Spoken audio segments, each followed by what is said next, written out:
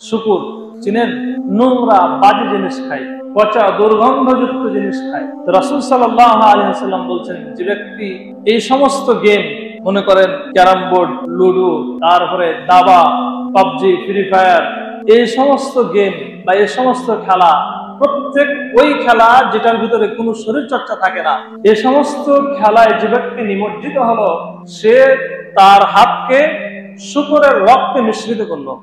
আমরা যখন একটু অবসর সময় পাই, তখন এই সমস্ত খেলায় নিজেকে নিযুক্ত করি।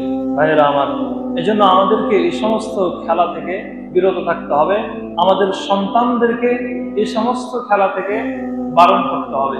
যদি আমি আপনি এখন বারণ না করি, ভবিষ্যতে তাকে কন্ট্রোল করতে পারবেন না।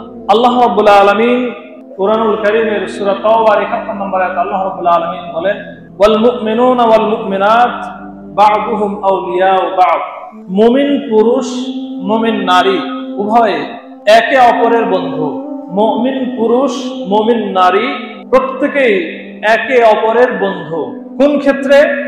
ইয়া'মুরুনা বিল মা'রুফ ওয়া ইয়ানহাউনা আনিল মুনকার, যে তারা সৎ কাজের আদেশ করবে, অসৎ কাজের নিষেধ করবে। বন্ধু এর মানে এই নয় যে তারা জিনা ব্যভিচারে লিপ্ত হবে। আল্লাহ রাব্বুল আলামিন বলছেন যে মুমিন পুরুষ, মুমিন নারী একে অপরের বন্ধু। কোন ক্ষেত্রে?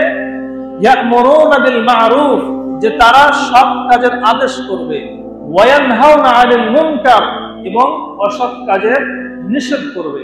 মুমিন পুরুষ হোক মহিলা হোক, সে যদি অন্যায় কাজ দেখে, তাহলে অবশ্যই সেই কাজ থেকে বিরত থাকতে বলবে, অন্যায় কাজ থেকে নিষেধ করবে, আর সৎ কাজের আদেশ করবে।